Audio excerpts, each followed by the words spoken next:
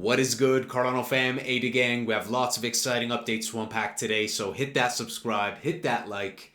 Cardano ADA 24-hour trade volume surpasses $800 million according to CoinGecko, and trade volume surpasses BNB now for the 5th day in a row.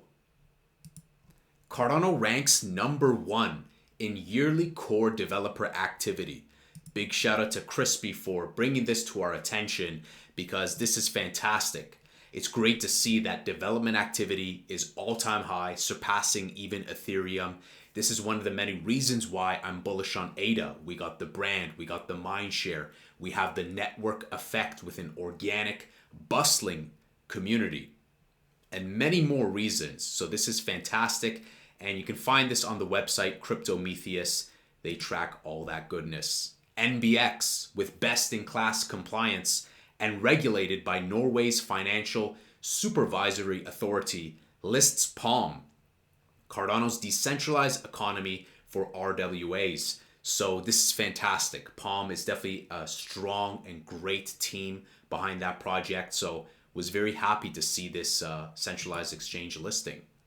Rosen Bridge congratulating SNEK for the Kraken listing, highlighting that you can also get SNEK. It's available on Ethereum, Binance, and Ergo decentralized exchanges via rsSNEK, wrapped SNEK, if you will.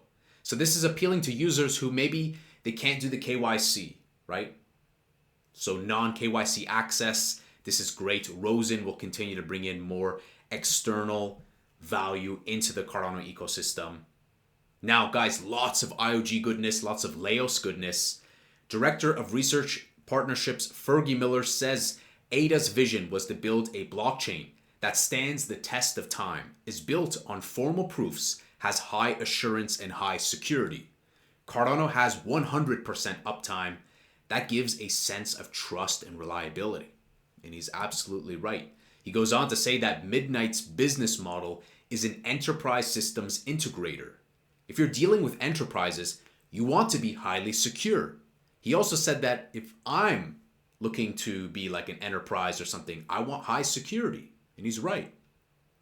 Our evidence-based methodology directly supports and aligns with Midnight's business model, which is fantastic because many people say like it's not possible. Why would government go on chain?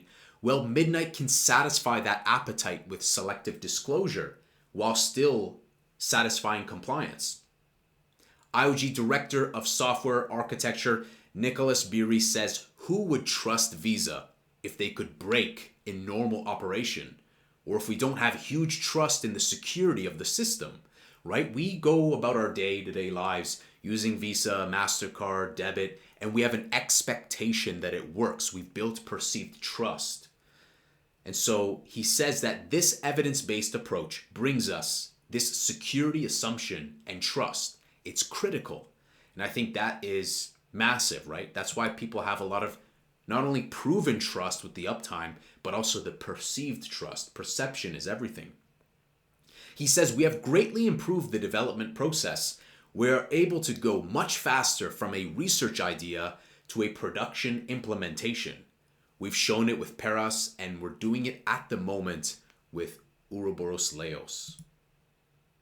There was a great live stream for Leios. You guys can check that out. But some nice, exciting clips. IOG senior prototyping engineer Brian Bush says Leios' level of data rate will not be stressful for people deploying Leios on cloud providers. Wow, look at that. Not even stressful for the cloud. I like that. Let's go back to the optimization. I'm tired of 500 gigabyte games and 200 gigabyte that and 400 terabyte blockchain. That's one thing I like about Cardano. It's lean. The blockchain size is small. That adds to decentralization. He goes on to say that even at the busiest 1 second of a node, Leios only needs 2 cores. 2 cores, guys. Intel Core 2 Duo?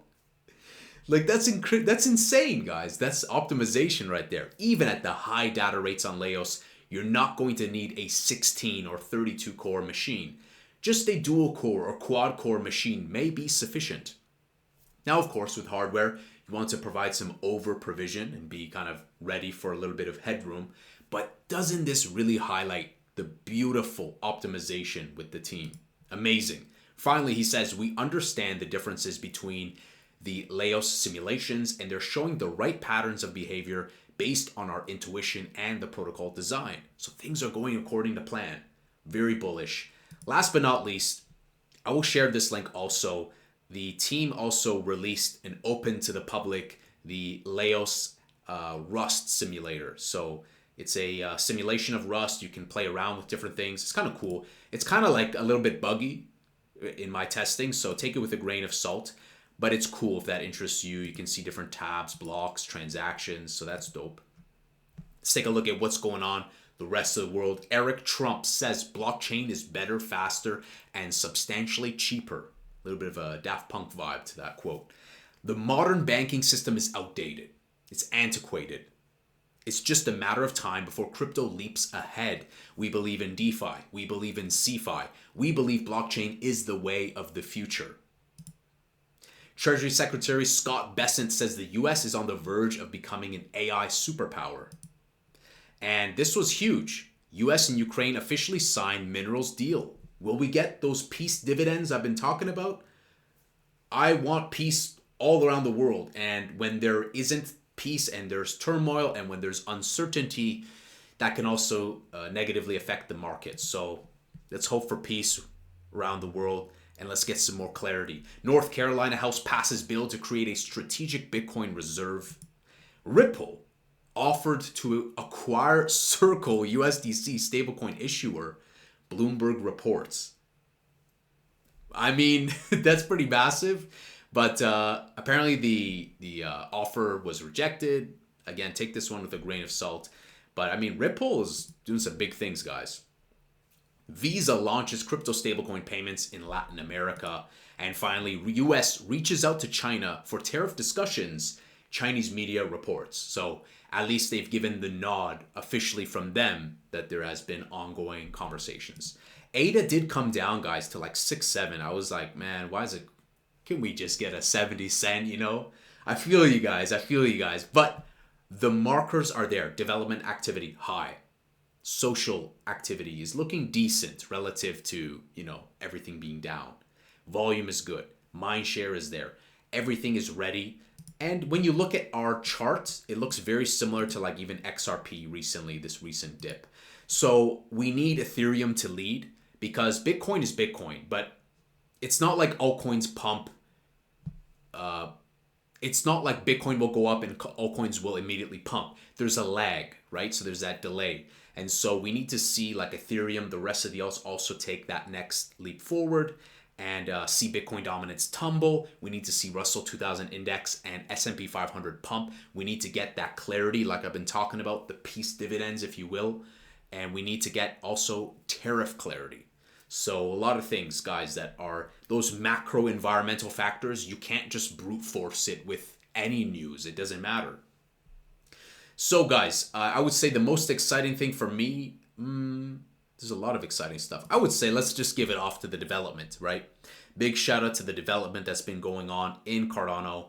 And like Nicolas highlighted, development now has been evolving where they can actually iterate faster. But it's not like it was wrong what was done in the beginning days. That set the bedrock foundation to build stuff at an agile rate. So we have best of both worlds. So let's be positive, guys. Be patient. Let me know what you're most excited about. Smash that subscribe. Smash that like. I will see you in the next Angry Crypto Show.